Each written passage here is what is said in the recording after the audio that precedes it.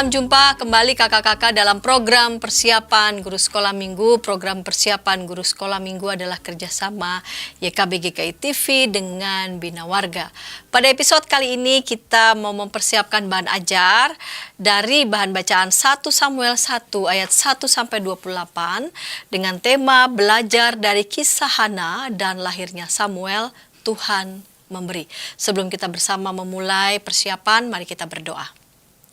Bapa di surga, Bapa yang kami sembah di dalam Tuhan Yesus Kristus, kami bersatu hati kepadamu, kami mau mempersiapkan bahan ajar kami untuk anak-anak sekolah minggu. Berkati dan bimbing kami. Amin. Kak Pendeta Hendra akan memulainya dengan pembahasan Alkitab. Mari silakan Kak Pendeta Hendra. Salam kakak semua, kita akan membahas bagian firman Tuhan dan kita mau belajar bersama-sama dari kisah Hana dan lahirnya Samuel. Kita mau memperkenalkan adik-adik tentang Tuhan yang memberi. Bacaan firman Tuhan diambil dari 1 Samuel 1 ayat 1 sampai dengan 28. Mari kita membuka Alkitab, saya akan bacakan buat kita semua. 1 Samuel 1 ayat 1 sampai dengan 28. Saya akan membaca dari Alkitab terjemahan baru 2. Ada seorang laki-laki dari Ramataim di Tanah Suf dari daerah pegunungan Efraim. Namanya Elkana bin Yeroham bin Elihu bin Tohu bin Suf, seorang Efraim. Ia mempunyai 2 istri, seorang bernama Hana dan yang lain bernama Penina. Penina mempunyai anak sedangkan Hana tidak. Tahun demi tahun orang itu pergi dari kotanya untuk menyembah dan mempersembahkan kurban kepada Tuhan semesta alam di Silo. Kedua anak Eli, Hofni, dan Pinehas adalah imam Tuhan di sana. Pada hari Elkana mempersembahkan kurban, ia selalu memberikan 1 bagian masing-masing kepada Penina, istrinya, dan kepada semua anaknya laki-laki dan perempuan. Kepada Hana ia memberikan bagian yang terbaik, sebab Hanalah yang dikasihinya, dan Tuhan telah menutup kandungannya. Untuk membuatnya geram, saingannya selalu menyakiti hatinya karena Tuhan telah menutup kandungannya. Demikianlah yang terjadi tahun demi tahun. Setiap kali Hana pergi ke rumah Tuhan, Penina menyakiti hatinya, sehingga ia menangis dan tidak mau makan. Lalu Elkana suaminya berkata kepadanya, Hana, mengapa engkau menangis? Mengapa engkau tidak mau makan? Mengapa hatimu sedih? Bukankah aku lebih berharga bagimu daripada 10 anak laki-laki? Suatu kali setelah mereka makan dan minum di Silo, berdirilah Hana. Sementara Imam Eli duduk di kursi dekat tiang pintu rumah Tuhan. Dengan hati pedih, Hana berdoa kepada Tuhan sambil menangis terseduh-seduh. Kemudian ia bernasar demikian, Tuhan semesta alam, jika engkau sungguh memperhatikan sengsara hamba-Mu ini, mengingat dan tidak melupakan hamba, tetapi memberi hamba seorang anak laki-laki, maka hamba akan memberikan dia kepada Tuhan seumur hidupnya. Pisau cukur tidak akan menyentuh kepalanya. Sementara ia terus-menerus berdoa di hadapan Tuhan, Eli mengamati mulutnya. Hana berkata-kata dalam hatinya dan hanya bibirnya yang bergerak, tetapi suaranya tidak terdengar. Karena itu Eli menyangka perempuan itu mabuk. Lalu Eli berkata kepadanya, berapa lama lagi engkau masih mabuk? Singkirkanlah anggurmu. Tetapi Hana menjawab, bukan demikian Tuhan. Aku seorang perempuan yang sangat tertekan. Aku tidak meminum anggur ataupun minuman keras, tetapi mencurahkan isi hatiku di hadapan Tuhan.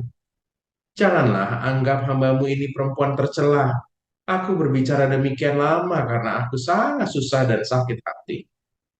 Jawab Eli, pergilah dengan damai. Allah Israel akan memberikan apa yang kau minta kepadanya. Berkatalah Hana, kiranya hamba-Mu ini mendapat kemurahan hati, Tuhan. Kemudian perempuan itu pergi, lalu ia makan dan mukanya tidak buram lagi. Keesokan harinya mereka bangun pagi-pagi dan sujud menyembah di hadapan Tuhan. Kemudian mereka pulang ke Rama. Elkana bersetubuh dengan Hana istrinya. Lalu Tuhan ingat kepada Hana. Hana pun mengandung dan melahirkan seorang anak laki-laki pada waktunya. Ia menamai anak itu Samuel sebab katanya aku telah memintanya dari Tuhan. Elkana laki-laki itu pergi dengan seisi rumahnya mempersembahkan kurban tahunan dan kurban nazarnya kepada Tuhan. Tetapi Hana tidak ikut pergi, sebab katanya kepada suaminya, nanti apabila anak itu disapih, aku akan mengantarkan dia. Ia akan tampil di hadapan Tuhan dan tinggal di sana seumur hidupnya. Kata Elkana, suaminya kepadanya, lakukanlah apa yang kau pandang baik, tinggallah sampai engkau menyapih dia. Kiranya Tuhan menepati janjinya. Jadi perempuan itu tinggal di rumah dan menyusui anaknya sampai di sana. Setelah menyapi anaknya, perempuan itu membawa dia dan juga seekor lembu jantan berumur 3 tahun, satu eva tepung, dan satu kantong anggur, lalu mengantarkannya ke rumah Tuhan di Silo. Anak itu masih kecil. Setelah lembu jantan itu disembelih, anak itu diantar kepada Eli. Lalu kata Hana, maaf Tuan, demi tuanku yang hidup. Akulah perempuan yang dulu berdiri di sini dekat tuanku untuk berdoa kepada Tuhan. Anak inilah yang kuminta dalam doa dan Tuhan memberikannya kepadaku apa yang kuminta kepadanya. Sebab itu, aku pun menyerahkannya kembali kepada Tuhan. Seumur hidupnya ia diserahkan kepada Tuhan. Lalu mereka sujud menyembah Tuhan di sana. Demikianlah pembacaan firman Tuhan. Yang berbahagia setiap kita yang membaca dan yang melihat firman. Kakak-kakak yang terkasih, kita mendapatkan kisah ini dan mau belajar darinya. Dan mari kita susuri ayat per ayat apa yang Tuhan mau kita sampaikan kepada adik-adik. Bapak dan Ibu, kakak-kakak, kita melihat ada di ayat yang kedua, disebutkan di sana bahwa ada seorang bernama Elkana, dan orang ini mempunyai dua istri, yang seorang bernama Hana dan yang lain bernama Penina. Nah, Penina ini punya anak, tapi Hana tidak. Jadi ada dua perempuan yang satu punya anak, yang satu tidak. Dan dalam kondisi tidak punya anak dalam situasi masyarakat pada saat itu, ini sesuatu yang sangat hina sekali. Karena anak menjadi sangat penting dalam kehidupan rumah tangga pada saat itu. Nah, disinilah kisah ini berawal. Jadi keluarga ini sebenarnya punya tradisi ibadah yang cukup baik. Sebutkan di ayat 3, dari tahun ke tahun mereka pergi meninggalkan kotanya untuk sujud menyembah dan mempersembahkan korban kepada Tuhan. Jadi memang rutin mereka punya ruang beribadah bersama. Tapi yang menarik adalah apa yang dilakukan oleh keluarga ini, terutama pemimpin keluarga ini, Elkana itu, dia membagikan kebutuhan untuk peribadatan kepada setiap bagian anggota keluarganya. Penina dan anak-anaknya, termasuk juga Hana. Tapi bergantung pada jumlah dari keluarga itu. Penina tentunya ada punya anak, lalu diberikan. Tapi Hana diberikan hanya sebagian saja. Nah, ini yang menjadi sesuatu yang mungkin menjadi ruang yang menjadi cukup jelas. Walaupun mereka punya tradisi ibadah bersama, punya cinta yang dibagikan dalam tanda petik adil dari Elkana, tapi ketika mendapatkan bagian-bagian ini muncul ada situasi yang memang jelas berbeda. Hana tidak punya anak sehingga bagiannya sedikit kecil. Nah, teks kita menyebutkan bukan hanya itu saja, tapi juga dalam teks kita disebutkan Penina ini melakukan sesuatu yang tidak begitu baik. Dia meledek Hana dan ini menyakiti hatinya. Dan kalau kita melihat ayat yang ke-6, madunya selalu menyakiti hatinya supaya ia gusar. Jadi kalau kita merujuk pada teks terjemahan baru 2, disebutkan apa yang diterima Hana itu sebenarnya bagian yang terbaik. Tapi Penina lalu mengangkat situasi mandulnya Hana ini menjadi problem dan dia menyakiti hatinya. Dan itu terjadi tahun demi tahun. Dan Penina menyakiti hati Hana sehingga ini bukan hanya sekedar ledekan-ledekan sederhana, tapi sangat menusuk hati dan tidak sehingga Hana tidak mau makan. Itu yang terjadi pada relasi Hana dan Penina. Hana sangat tertekan sehingga dia begitu sakitnya sampai nggak mau makan. Tekanan ini muncul karena dia mandul. Dan ini yang menjadi problem besar. Dalam kisah kita disebutkan, nampaknya Elkana juga nggak begitu peka ya, karena mungkin dia sudah memberikan yang terbaik buat Hana, tapi Hana kok minta sesuatu yang dia mungkin nggak bisa penuhi ya, karena anak itu juga mereka percaya datang dari Tuhan.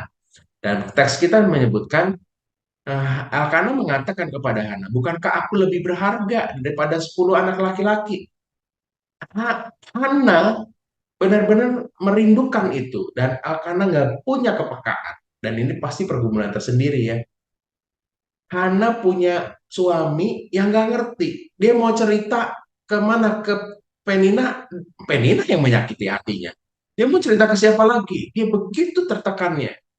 Jadi kita bisa bayangkan ya pergumulan dari Hana ini.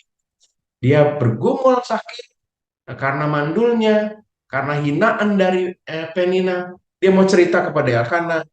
Elkanah juga nggak cukup peka. Jadi benar-benar dalam pergumulan sekali sih.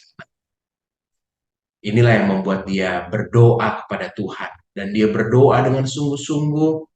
eh, Bahkan disebutkan Imam Eli menyangkanya dia mampu karena begitu luar biasanya dia berdoa. Sampai nggak bisa keluarin kata-kata lagi. Tapi dengan sungguh-sungguh dia memohon. Permohonannya adalah ia rindu supaya memiliki seorang anak. Dan ia berjanji dia mau akan memberikannya kepada Tuhan kembali kalau ia akan diberikan seorang anak. Ia meminta dengan sangat, Hana meminta dengan sangat dalam situasi ini. Dan ternyata setelah ia meminta, saudara, kakak-kakak kita terlihat melihat bahwa pada ayat yang ke-17 disebutkan, ia mau makan dan mukanya tidak muram lagi. Jadi setelah ia meminta belas kasihan, setelah oke, Elia memberikan berkat Tuhan ya, Allah Israel akan memberikan kepadamu apa yang kau minta, disebutkan pada ayat yang ke-17 itu yang dikatakan Imam Eli. Nah, Hana lalu berserah penuh. Dia sudah meminta dengan sangat dan dia berserah penuh. Ini yang menurut saya penting ya, bahwa kita meminta dengan sungguh seperti Hana, mungkin nggak bisa lagi keluar kata-kata. Tapi setelah kita meminta, kita perlu berserah hanya kepada Tuhan. Karena pengambil keputusannya adalah Tuhan. Kita nggak boleh marah sama Tuhan atas keputusan Tuhan. Kita juga nggak bisa memaksanya begitu, tapi kita berserah. Dan Tuhan akan memberikan yang terbaik. Ini yang dilakukan Hana menurut saya. Setahun kemudian disebutkan dalam Alkitab terjemahan baru, uh, kalau di terjemahan baru 2 disebutkan pada waktunya, ya Tuhan memberikan apa yang diminta itu. Dan apa yang dia minta tidak membuat Hana lupa dengan apa yang dia janjikan. Dalam kisah selanjutnya disebutkan uh, Hana mengantarkan anak-anak itu kepada Eli. Ia mau memenuhi janjinya kepada Tuhan. Padahal anak itu masih kecil, masih lucu-lucunya ya. Aduh, masih mungkin Hana pengen sekali bersama-samanya. Dalam kisah selanjutnya, setiap tahun dia datang untuk menengok Samuel ya. Dan itu menurut saya menjadi penting sekali bayangan bahwa Hana sangat mencintai anaknya ini. Tapi dia sudah berjanji dan dia perlu menyerahkannya karena dia mau menepati janji. Kakak-kakak, sekali lagi Hana mengatakan kepada Eli bahwa Tuhan telah memberikan kepadaku apa yang kuminta daripadanya. Dan ini yang membuat dia menyerahkan kembali Samuel. Karena dia meminta dengan janji itu bahwa ia akan menyerahkan kembali. Dan dia sujud menyembah kepada Tuhan karena Tuhan telah memberikan. Memang Tuhan sang pemberi bagi Hana. Kakak-kakak, kita belajar 3 hal dari kisah dari Hana ini dan akhirnya Samuel. Bahwa setiap orang menghadapi pergumulan. Keluarga Elkanah setiap tahun beribadah. Tapi tetap ada pergumulan, yaitu Hana yang tidak memiliki anak. Hana tiap hari beribadah. Tapi tetap pergumulannya ada karena desakan dari Penina. Tapi ia meyakini bahwa Tuhan memberi, maka ia meminta karena ia yakin Tuhan mau memberi. Makanya dia meminta dengan sungguh, tapi juga menyerahkan. Dia mau melepaskan semua putusan ada pada Tuhan. Dan yang terakhir, ungkapkan rasa syukur dengan menepati apa yang dijanjikan kepadanya. Kita pasti ketika meminta ada sesuatu yang kita janjikan pada Tuhan. Jangan lupa, kalau Tuhan sudah memberi, kita layak juga menepati janji. Mungkin kalau dalam konteks adik-adik, kalau adik-adik meminta untuk bisa naik kelas, juara kelas, adik-adik konsekuensinya harus belajar dan bertanggung jawab. Dan itu sesuatu yang harus dipenuhi dan Tuhan akan memberikan yang terbaik. Kalau kita ingin adik-adik meminta agar sehat, ya, ketika diberikan kesehatan, ya perlu juga menjaga kesehatannya. Itu juga adalah pemenuhan janji. Jadi kita mau ajak adik-adik mengenal kisah ini, tapi juga meyakini bahwa Tuhan itu adalah Tuhan yang memberi. Demikian kakak-kakak bahasan Alkitab kita. Semoga kakak-kakak dapat menyampaikan pesan ini sesuai dengan konteks adik-adik. Tuhan Yesus berkati. Terima kasih Kak Pendeta Hendra yang sudah menyampaikan bahan Alkitab dari 1 Samuel 1 ayat 1 sampai 28 dengan tema belajar dari kisah Hana dan lahirnya Samuel Tuhan memberi. Kita mau mempersiapkan diri kita nih, mau mendengarkan usulan metode yang akan disampaikan oleh Kak Yeni. Namun sebelumnya kita dengarkan pesan-pesan berikut ini.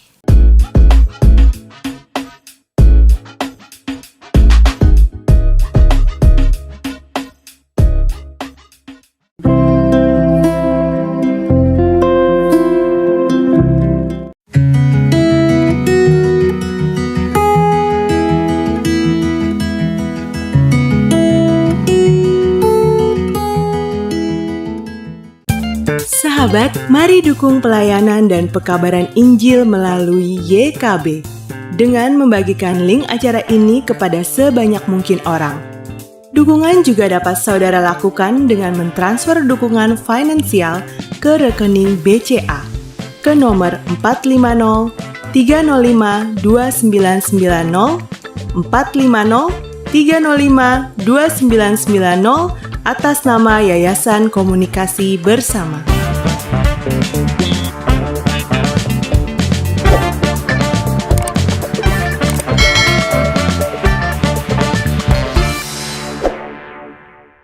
Senang masih bersama dengan kami dalam program persiapan guru sekolah minggu, kakak-kakak. Pada episode kali ini kita mempersiapkan bahan ajar dengan bahan bacaan 1 Samuel 1 ayat 1 sampai 28 dengan tema belajar dari kisah Hana dan lahirnya Samuel Tuhan memberi. Kita mau mendengarkan nih Kak Yeni menyampaikan metode persiapan bagi anak-anak kelas batita-balita. Mari silakan Kak Yeni. Hai kakak-kakak, kembali berjumpa dengan saya. Kali ini saya ingin memberikan ide-ide tentang bagaimana cara menyampaikan pelajaran ini kepada kelas balita. Kita ingat kembali bahwa tujuan untuk kelas balita yang pertama, agar anak mengenal kisah Hana yang berdoa meminta seorang anak. Kemudian yang kedua, anak dapat menceritakan kembali kisah Hana berdoa meminta anak. Untuk itu saya mengusulkan sebagai pendahuluan kita bisa bertanya kepada adik-adik menurut mereka berdoa itu artinya apa sih? Atau berdoa itu apa? Biasanya anak-anak akan menjawab berdoa itu meminta kepada Tuhan. Kakak-kakak boleh menggunakan lagu Saya Senang Berdoa sehingga bisa menjelaskan definisi dari doa itu apa. Saya senang berdoa,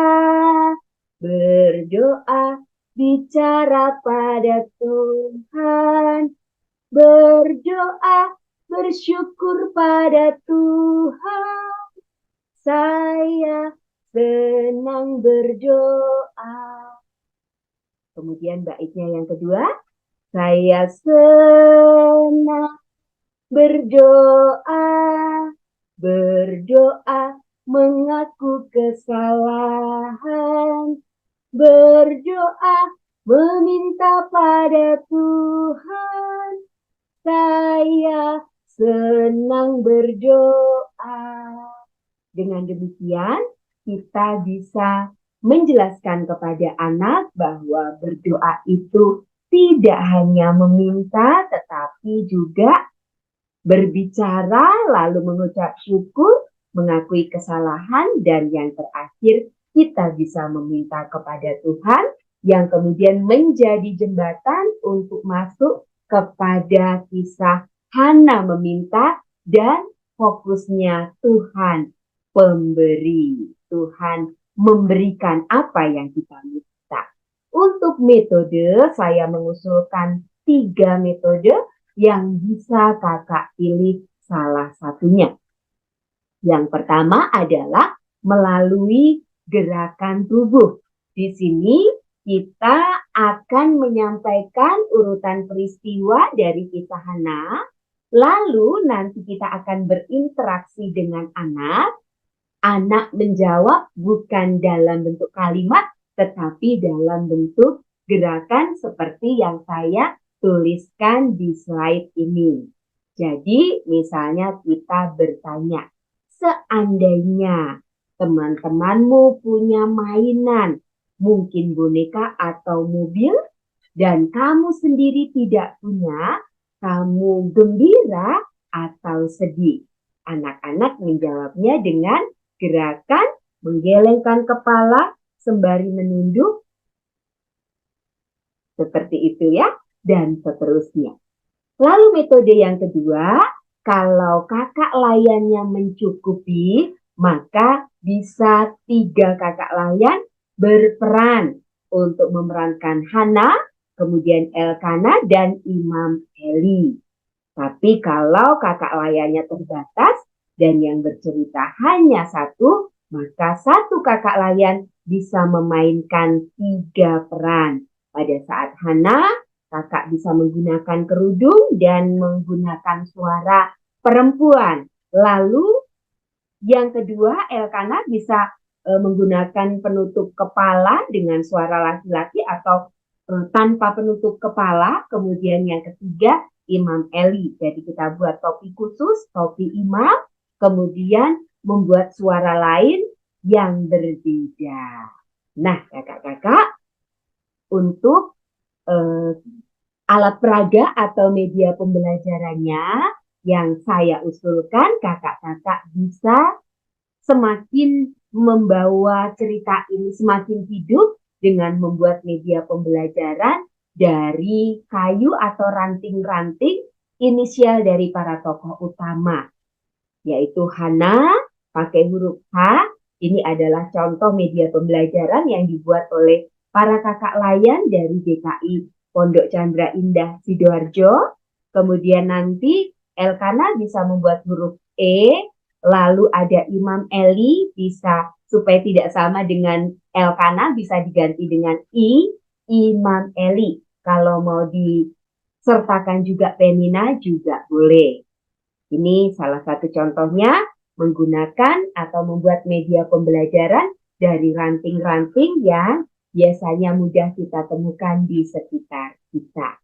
Nah, selanjutnya kakak-kakak, pada saat kita mengajak adik-adik untuk menghafal supaya memudahkan mereka karena ini kelas balita, maka kita juga mengoptimalkan gerakan.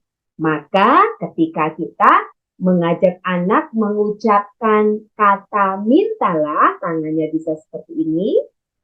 Kemudian maka bisa seperti ini. Akan diberikan, tangan kiri terbuka, tangan kanan seperti ini kepadamu. Nanti bisa menunjuk teman kiri dan kanan. Kita lakukan bersama-sama ya. Mintalah, maka akan diberikan kepadamu.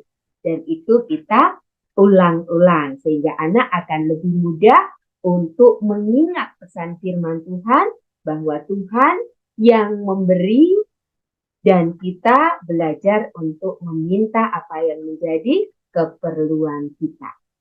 Selanjutnya lagu sesuai dengan tema. Kakak-kakak bisa menggunakan lagu Saya Senang Berdoa, kemudian mintalah, mintalah, dan seterusnya. Lalu lagu untuk pengantar pengakuan dosa bisa menggunakan Mata Tuhan Melihat atau Hati-hati gunakan mulutmu. Dalam hal ini Hana memberikan contoh menggunakan mulutnya untuk meminta kepada Tuhan karena ia yakin Tuhan sanggup memberikan. Kemudian sebagai ucapan syukur atas pemberian Tuhan, maka adik-adik juga bisa menyanyikan lagu Adalah Sukacita. Di hatiku atau bawa persembahanmu. Tanda sukacita karena Tuhan memberi kepada kita. Nah, kakak-kakak, kalau misalnya kakak-kakak mau memperkuat pesan di mana anak-anak semakin mengingat firman Tuhan ini, saya juga mengusulkan permainan. Permainan ini memerlukan perlengkapan yang juga tidak terlalu sulit untuk kita dapatkan. Misalnya kakak-kakak memiliki mika bolu bekas, ini kita bisa manfaatkan. Tidak harus bentuknya seperti ini kakak-kakak, ini karena saya punya di rumah. Kemudian juga cupcake-nya bisa seperti ini atau dalam bentuk lain. Nah, kita bisa mengajak adik-adik untuk bermain di mana setiap cupcake ini kita beri gambar. Atau kita tempel juga boleh, atau gambarnya itu nanti kita letakkan, kemudian cupcake-nya ini bisa menutupinya. Gambar 1 adalah gambar anak, kemudian gambar 2 itu tangan berdoa, lalu gambar ketiga tanda tanya, dan gambar keempat Tuhan Yesus. Dari permainan ini nanti kita akan mengajak anak-anak untuk mengucapkan kalimat. Anak itu berarti mewakili saya, anak ya, masing-masing anak. Kemudian berdoa, tangan berdoa ini begini, jadi saya berdoa meminta kepada siapa? Kepada Tuhan Yesus. Nah, permainan ini caranya adalah nanti gambar itu kita acak posisinya. Kemudian kita tutupi dengan cupcake-nya ini. Lalu ketika dibuka dan gambarnya itu tidak sesuai urutan, adik-adik belajar untuk menyusun sesuai dengan urutannya. Yang pertama anak, yang kedua tangan berdoa, yang ketiga tanda tanya, dan yang keempat Tuhan Yesus. Jadi selain bermain untuk mengurutkan gambar-gambar sesuai dengan kalimatnya, maka anak-anak juga kita ajak untuk mengucapkan, anak bisa meminta kepada Tuhan karena Tuhan sang pemberi. Tuhan bisa memberikannya kepada kita. Baik kakak-kakak, itulah beberapa ide yang bisa saya sampaikan. Semoga ide-ide ini berguna untuk kakak-kakak bisa mempersiapkan pelajaran ini untuk kelas balita. Tuhan Yesus memberkati. Terima kasih Kak Yeni yang terus bersemangat nih menolong kita untuk mengajar mengajar sebagai guru sekolah minggu pada anak-anak kelas balita. Kita mau mendengarkan Kak Dinar yang akan menyampaikan metode pengajaran bagi anak-anak di kelas kecil. Namun sebelumnya kita dengarkan pesan-pesan berikut ini.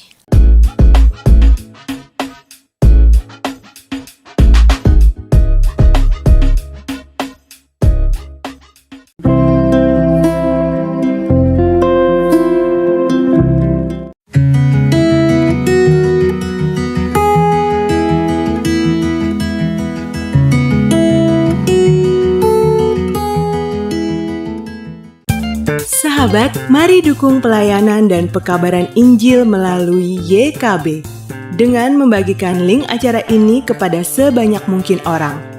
Dukungan juga dapat saudara lakukan dengan mentransfer dukungan finansial ke rekening BCA ke nomor 450 305 2990 450 305 2990 atas nama Yayasan Komunikasi Bersama.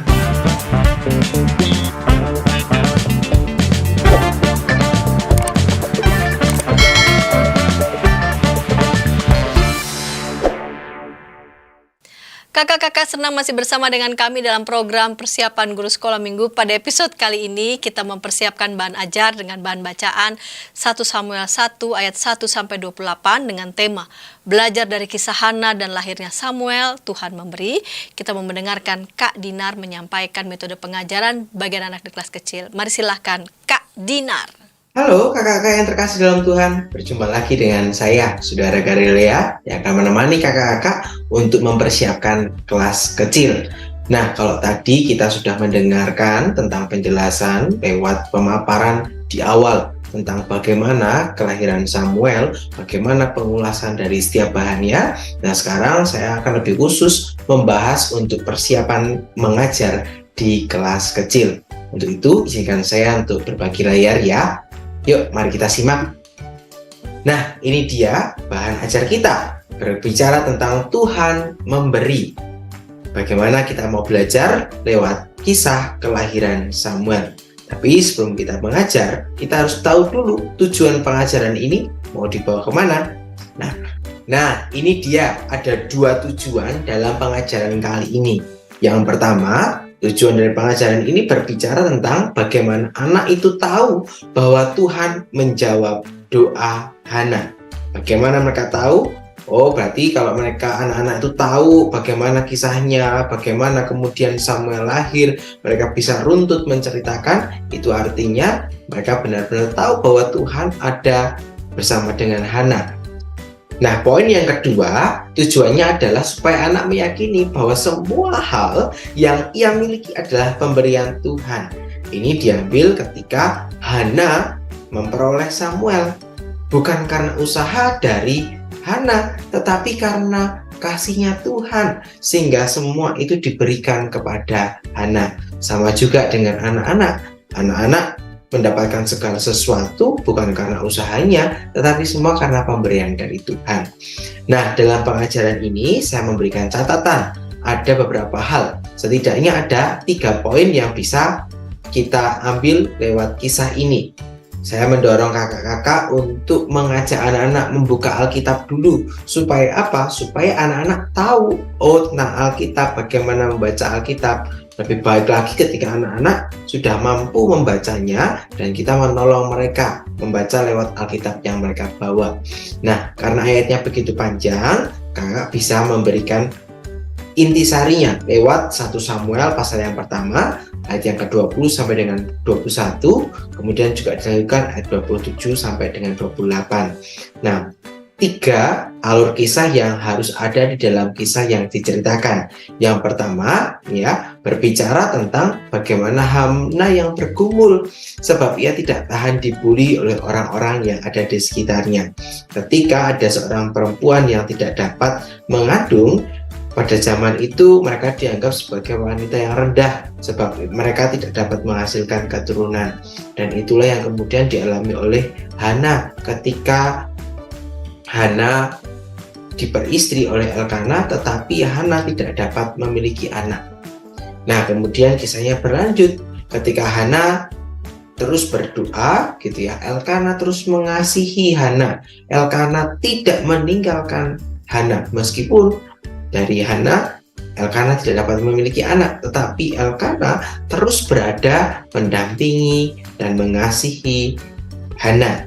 Nah, yang ketiga, barulah kisahnya dilanjutkan bagaimana Hana berdoa gitu ya, dan dari doanya itu sampai kemudian Imam Eli berkata kepada Hana bahwa ia mabuk karena doa yang dipanjatkan oleh Hana itu tidak diucapkan kayak hanya lewat gestur mulut yang mengucapkan gitu ya, tidak mengeluarkan kata-kata atau tidak mengeluarkan suara yang dapat didengar oleh orang lain, sehingga Imam Eli mengatakan, wah engkau mabuk gitu ya. Tapi tidak, sebenarnya apa yang dilakukan oleh Hana adalah doa yang tulus, yang benar-benar khusyuk diberikan kepada Tuhan. Tapi justru lewat doa inilah hadir mukjizat ketika Tuhan mengizinkan Hana memiliki anak. Dan lewat Imam Eli lah kemudian Tuhan menyatakan kasih-Nya kepada Elkana dan juga Hana. Hingga akhirnya Hana beroleh anak. Dan ketika Hana memperoleh anak, maka anak itu diberikan nama Samuel, di mana menyatakan bahwa Tuhan menjawab doa dari Hana. Nah, kemudian ketika Hana diberikan kesempatan untuk mendapatkan anak, maka Hana dan juga Elkana menyerahkan Samuel kepada Imam Eli. Hana memberikan Samuel untuk menjadi pelayan Tuhan seumur hidupnya. Bahkan kita bisa melihat bagaimana Hana dan Elkana terus mengasihi Samuel. Samuel diberikan baju yang baru dijahitkan setiap tahunnya. Itu menjadi wujud cinta kasih dari Hana dan juga Elkana. Nah, paling tidak 3 hal inilah yang kemudian kita bisa antarkan kepada anak-anak. Bagaimana doa menjadi satu bagian yang penting ketika anak-anak menghadapi persoalan. Anak-anak diajak untuk terus berdoa kepada Tuhan. Maka bagian selanjutnya yang kita ajarkan, ya, untuk bahan yang bisa diceritakan, saya mengajak setiap kita untuk membuat seperti ini. Nah, bahannya sudah saya share di kolom ini ya, deskripsi. Nanti kakak-kakak bisa unduh. Ada satu file PDF yang berisikan gambar dan juga keterangan. Nah, nanti anak-anak dibagi dalam beberapa kelompok. Ada anak yang mendapatkan gambar, ada anak yang mendapatkan bagian keterangan.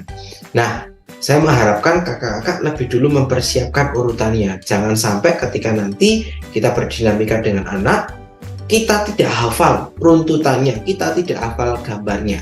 Ya, jadi kuasai dulu materinya. Kalau sudah, ketika kita sudah membagikan, gitu ya, maka kita memulai dengan menempelkan. Jadi kita perlu mempersiapkan semacam kertas asturo ya, kertas yang panjang gitu ya. Kemudian bisa kita gambari sebelumnya seperti mind map gitu ya. Dibuat pohon boleh atau dibuat kerangka-kerangka seperti yang ada di atas ini juga boleh gitu ya. Nah, runtutannya sudah seperti yang saya tuliskan di sini ya. Ada narasinya, ada gambarnya ya. Jadi ketika kita bercerita, nah kita bisa memancing, mana nih narasinya, siapa yang pegang, yuk tempelkan gitu ya. Kemudian mana gambarnya yang tepat gitu ya. Jadi semua anak diharapkan fokus kepada cerita yang kita sampaikan. Anak-anak diajari untuk auditori, mendengarkan cerita kita, tapi juga visual lewat dia memperhatikan bahan yang kita berikan tadi lewat tulisan maupun lewat gambar. Ya, jadi anak-anak diajak untuk ikut aktif dalam cerita kita sehingga anak tidak ramai sendiri. Nah, kalau anak diberikan kegiatan, anak bisa lebih fokus. Nah, itulah ide cerita yang nanti bisa kakak-kakak lakukan gitu ya. Ide ini tentu bisa dikembangkan lagi menjadi cara yang lebih kreatif lagi.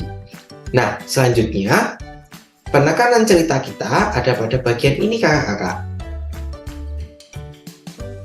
Jadi kalau kita sudah selesai dengan mind map tadi gitu ya, dengan gambar yang sudah utuh gitu, mari kita tanyakan kepada anak-anak dari cerita yang disampaikan, dari cerita yang sudah disusun bersama gitu ya. Ajak anak untuk menemukan hal yang penting dari kisah kelahiran Samuel. Ada 2 pertanyaan. Pertanyaan pertama, dari kisah ini apa sih hal yang penting untuk dipelajari bersama gitu ya. Kita bisa mengarahkan anak-anak lewat apa yang dilakukan oleh Hana ketika dia punya persoalan tadi gitu ya. Nah, hingga kemudian anak-anak mencurut atau memfokuskan pada bagaimana Hana yang berdoa di tengah permasalahan yang ia hadapi, dan lewat doa itulah Tuhan kemudian berkarya bagi kehidupan umatnya. Nah, kalau sudah, kita bisa melanjutkan dengan pertanyaan kedua tentang doa tadi. Jadi kalau tadi sudah mengetahui bahwa pentingnya doa gitu ya, bagaimana doa itu menjadi jawaban atas doa persoalan, maka yang selanjutnya kita tanyakan kepada anak-anak gitu ya, seberapa penting sih doa itu gitu ya. Nah, ini bisa menjadi beragam jawaban dari anak-anak, apalagi kelas kecil nih, dengan cara yang sederhana, dengan cara jawaban yang tidak terduga, maka kita diminta untuk menerima semua jawaban itu. Nah, yang terpenting bagiannya adalah ini, memberikan apresiasi atas jawaban yang muncul dari anak-anak. Ini menjadi bagian penting gitu ya. Kita harus mengarahkan, kita mengapresiasi, kita meng-highlight jawaban itu supaya anak-anak tahu bahwa oh, ini menjadi bagian yang penting. Nah, selanjutnya hal yang harus kita tegasi pada bagian ini adalah bagian ini kakak-kakak ya.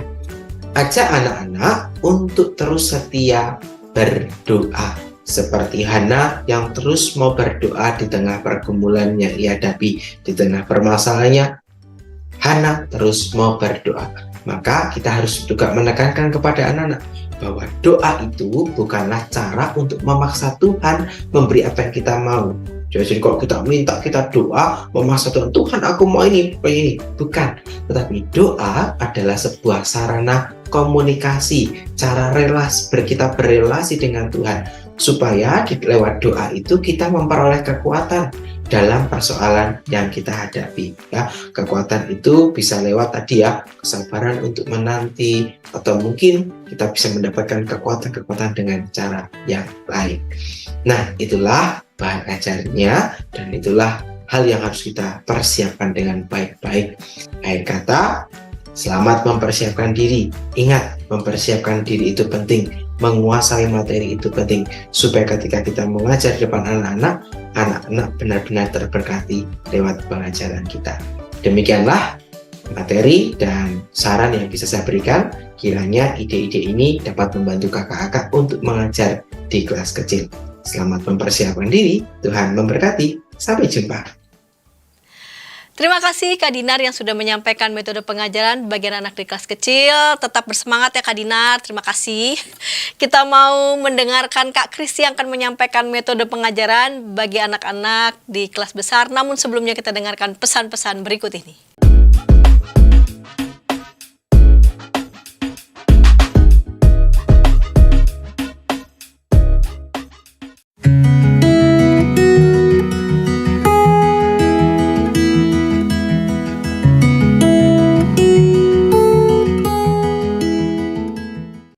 Sahabat, mari dukung pelayanan dan pekabaran Injil melalui YKB dengan membagikan link acara ini kepada sebanyak mungkin orang. Dukungan juga dapat saudara lakukan dengan mentransfer dukungan finansial ke rekening BCA ke nomor 450 305 2990 450 305 2990 atas nama Yayasan Komunikasi Bersama.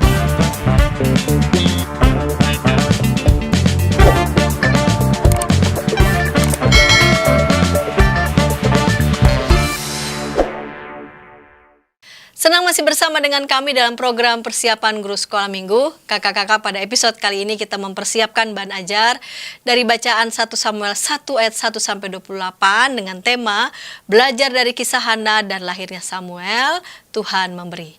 Kita mau mendengarkan Kak Kristi yang akan menyampaikan metode pengajaran untuk anak-anak di kelas besar. Mari silakan Kak Kristi.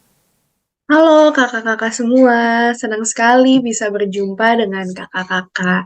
Sebelumnya, perkenalkan, namaku Kristi Kirana. Aku yang hari ini akan mendampingi untuk kita bersama-sama persiapan sekolah minggu kelas besar.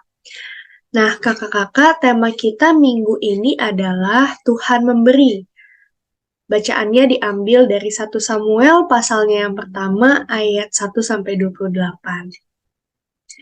Nah, tujuan dari pembelajaran kita minggu ini adalah yang pertama, anak tahu bahwa Tuhan menjawab doa Hana. Dan yang kedua, anak meyakini bahwa semua hal yang ia miliki adalah pemberian Tuhan. Jadi kita berharap anak-anak atau adik-adik bisa tahu bahwa Tuhan mendengar bahkan menjawab doa-doa mereka. Dan terlebih, apapun yang adik-adik atau anak-anak miliki itu bisa mereka yakini sebagai anugerah atau pemberian dari Tuhan. Nah, untuk aktivitas pembukanya, aku mau usul nih sama kakak-kakak untuk kita ajak adik-adik bikin bucket list. Bucket list itu apa? Jadi daftar-daftar permintaan. Misalnya, nanti kakak-kakak boleh kasih post-it atau kertas ke adik-adik untuk mereka tulis satu kertas, satu permintaan. Misalnya, mau punya boneka lumba-lumba, atau mau pergi ke kebun binatang, mau naik roller coaster, mau makan pizza, atau lain-lainnya gitu ya. Nah, kertas-kertas itu nanti akan adik-adik tempel di 2 papan yang berbeda. Nah, kakak-kakak nanti tolong siapin papannya, 2 papan, karena kita akan bikin pemisahan ya. Pemisahan antara permintaan yang sudah Tuhan berikan dan permintaan yang belum Tuhan berikan. Jadi, kita nanti ajak adik-adik setelah mereka tulis daftar permintaannya, kita tanya, coba adik-adik pisahin pisahin permintaan adik-adik yang mana yang menurut adik-adik sudah diberikan sama Tuhan. Dipisahin sama permintaan yang menurut adik-adik belum dikasih sama Tuhan sampai hari ini. Jadi kita minta adik-adik untuk memisahkan gitu ya. Nah, setelah dipisahkan, kita minta adik-adik untuk tempel di papan sesuai dengan pemisahan itu. Mungkin nanti aku mau makan pizza, Kak, tapi ternyata belum Tuhan berikan deh kayaknya. Berarti adik-adik harus tempel di papan yang sebelah kanan misalnya. Tapi kalau sudah diberikan, tempel di sebelah kiri. Gitu ya kakak-kakak, kita bisa ajak adik-adik sedikit bermain, tetapi juga bisa nanti kita refleksikan dari pembelajaran kita hari ini. Itu untuk aktivitas pembukanya. Nah, setelah kita mengajak adik-adik melihat apa sih permintaan mereka yang sudah atau belum Tuhan berikan, kita ajak mereka diskusi. Ada 3 pertanyaan yang bisa ditanyakan kepada adik-adik. Yang pertama, apakah adik-adik pernah sangat menginginkan sesuatu, tapi nggak dikasih sama orang tua? Nah, yang kedua kita tanya juga, lalu ketika nggak dikasih, apa yang adik-adik lakukan? Apakah adik-adik memaksa, atau setiap hari diingetin, diminta gitu ya, mama, papa, atau membuat kesepakatan tertentu. Siapa tahu ada adik-adik yang pingin pergi ke kebun binatang. Ya udah kesepakatannya nilai ulangannya harus bagus. Jadi kita coba gali pengalaman adik-adik begitu ya kakak-kakak. Kita coba lihat adik-adik tuh pengen apa sih. Terus kalau nggak dapat apa yang mereka lakukan. Nah kita mau lihat pengalaman itu. Dan yang ketiga, kalau sudah diberikan, apa yang mereka lakukan? Bagaimana sikap mereka? Kita juga mau lihat ya kakak-kakak, apakah dia kemudian sangat menjaganya, sampai-sampai dipinjem aja mungkin nggak boleh. Misalnya dia mau mainan mobil-mobilan, setelah udah dapet, dia jaga, mau dipinjem adiknya, nggak boleh. Nah, kita mau lihat sikap itu ya. Kita mau coba lihat bagaimana sikap adik-adik ketika mendapatkan sesuatu yang sudah sangat dia inginkan. Oke, jadi kita ajak mereka untuk berdiskusi bersama-sama. Ada 3 pertanyaan panduan yang aku usulkan, tapi nanti kalau kakak-kakak punya pertanyaan lain yang mungkin pertanyaan yang dikembangkan dari 3 pertanyaan ini juga boleh, atau pertanyaan baru yang membantu kakak-kakak untuk melihat bagaimana sikap adik-adik, itu juga sangat boleh. Ini hanya membantu saja pertanyaan panduan gitu ya. Nah, selanjutnya setelah kita berdiskusi, maka diskusi itu akan menjadi pengantar kita untuk masuk ke bagian cerita. Jadi nanti kakak-kakak bisa mengatakan kepada adik-adik bahwa di dalam Alkitab juga ada seorang ibu yang sangat menginginkan sesuatu, sama seperti adik-adik. Jadi, pengalaman adik-adik itu juga dialami oleh seorang tokoh Alkitab namanya Hana, gitu ya kakak-kakak. Jadi, diskusi tadi sebagai pengantar untuk kita masuk ke dalam cerita.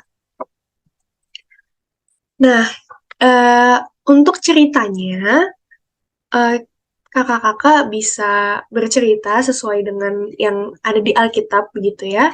Tetapi mungkin aku akan berikan beberapa penekanan-penekanan tertentu yang mungkin menurut aku penting untuk anak-anak ingat atau anak-anak tanamkan gitu ya.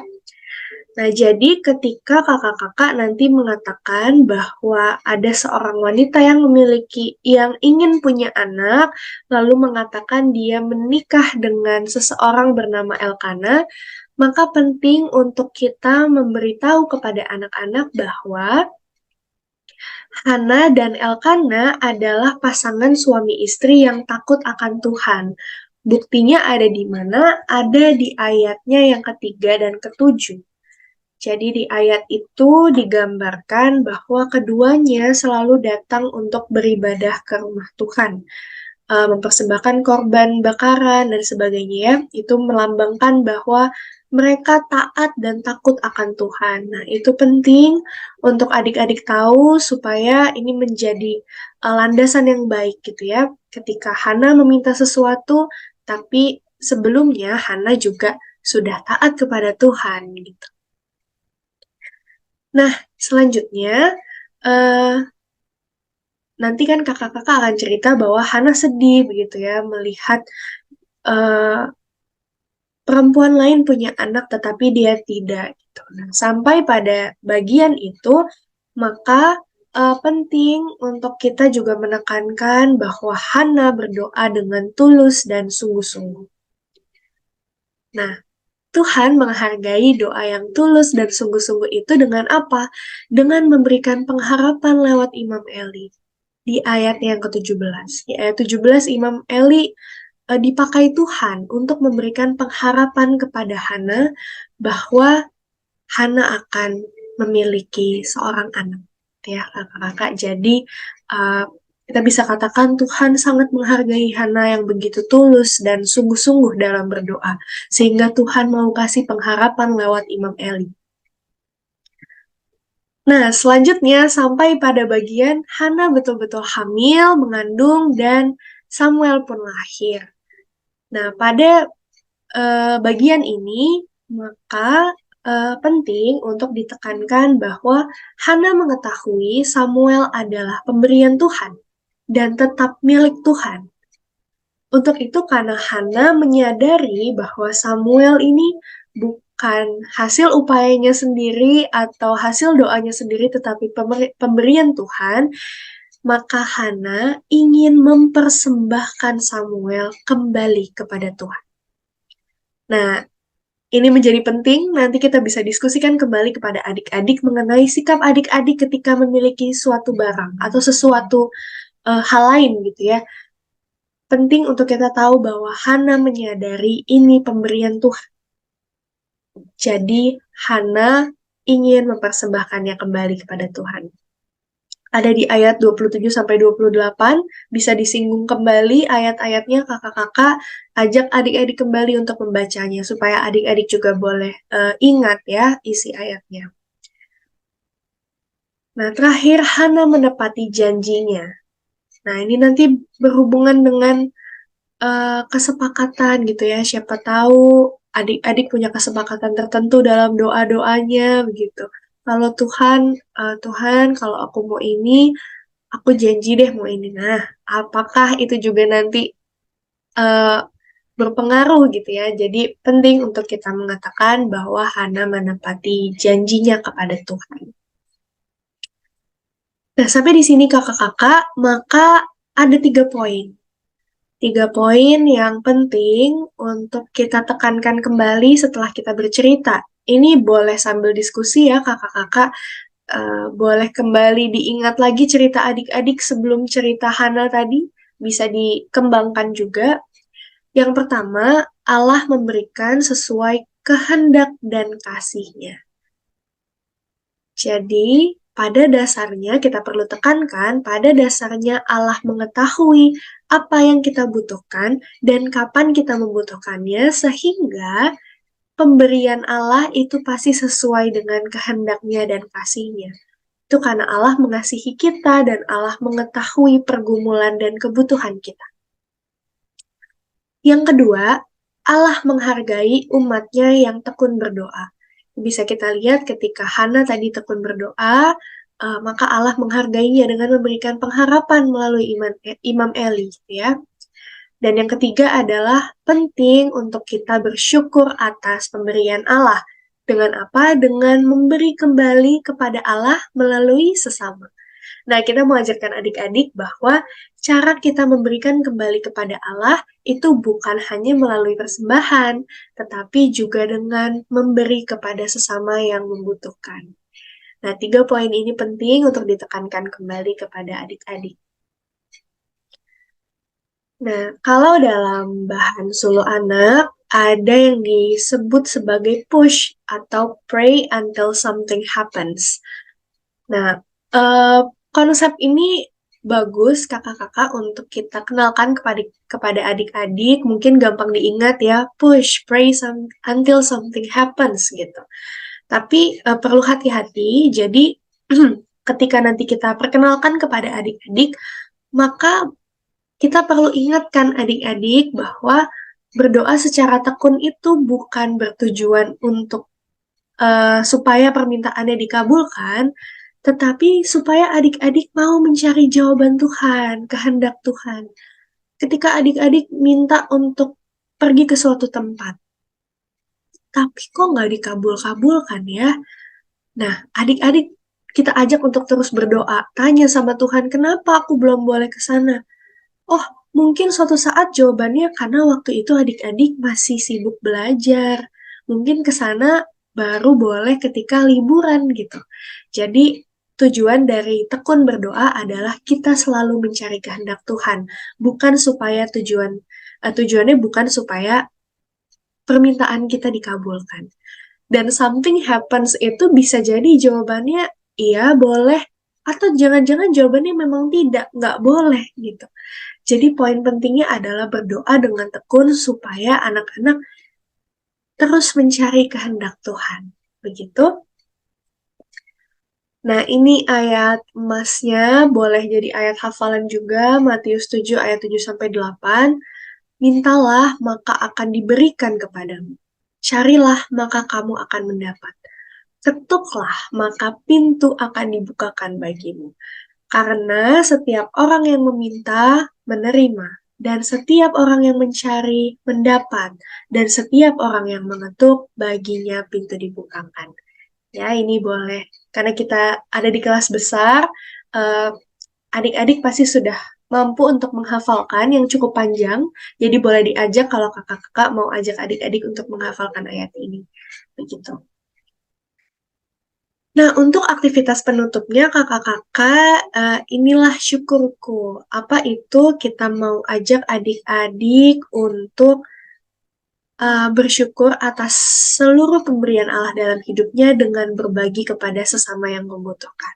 Jadi boleh dirancang mau kasih apa, mungkin beras gitu ya, atau sembako kepada keluarga yang membutuhkan, atau adik-adik mau membagikan pakaiannya yang masih layak ke panti asuhan atau ke siapapun yang dirasa membutuhkan, itu sangat boleh. Jadi kita ajak adik-adik untuk mengingat apa yang mereka punya yang bisa mereka bagikan gitu ya, kepada sesama sebagai rasa syukur mereka karena Tuhan sudah memberi begitu banyak di dalam kehidupannya. Sekian kakak-kakak untuk aktivitas penutupnya. Untuk persiapannya cukup sekian. Kakak-kakak selamat mempersiapkan, selamat bergumul juga dan merefleksikan siapakah Tuhan yang memberi itu ya, supaya nanti kita juga mengajarkan kepada adik-adik dan kita sendiri pun sudah menghidupinya atau kita sudah merefleksikannya dan merenungkannya. Selamat mempersiapkan, Tuhan Yesus memberkati. Terima kasih Kak Kristi yang sudah bersedia menyampaikan metode pengajaran bagi anak-anak di kelas besar. Kak Kristi terima kasih ya, teruslah bersemangat, terus menolong kakak-kakak guru sekolah minggu dimanapun berada, yang pasti sangat ditolong untuk usulan metode pengajaran bagi anak-anak di setiap kelas. Dan kami sudah merampungkan kakak-kakak dari mulai Bahan Alkitab ke Pendeta Hendra, dan kakak-kakak dapat menyimak nih tayangan Ngulik Alkitab untuk mendapatkan penjelasan lebih detail ya, lebih dalam berkaitan dengan bacaan kita. Dan lalu kemudian bisa menyimak tayangan Geku-Giku. Kakak-kakak juga akan ditolong untuk bisa makin menambah, melengkapi, dapat inspirasi lebih banyak untuk aktivitas bagian anak sekolah minggu. Kita berjumpa di episode yang akan datang dengan bacaan dan tema persiapan lainnya. Sampai doa ya. Apa lagi rolling dulu. Kita doa dan belum berdoa ya? Ya. Ulang aja ya. Ya. Closing. Rolling. Action.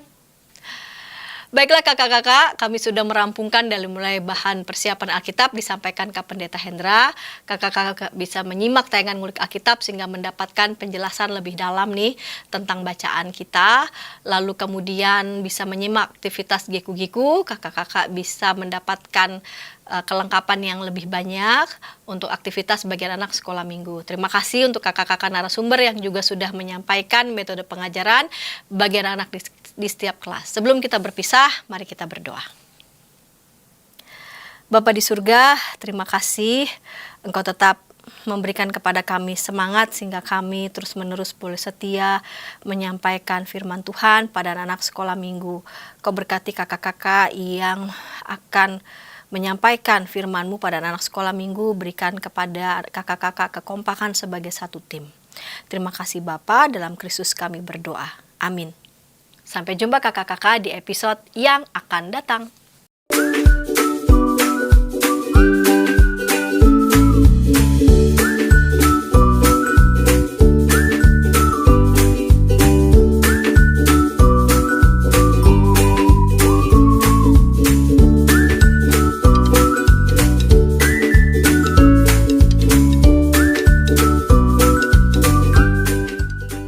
Sahabat, mari dukung pelayanan dan pekabaran Injil melalui YKB dengan membagikan link acara ini kepada sebanyak mungkin orang. Dukungan juga dapat saudara lakukan dengan mentransfer dukungan finansial ke rekening BCA ke nomor 450 305 2990 450 305 2990 atas nama Yayasan Komunikasi Bersama.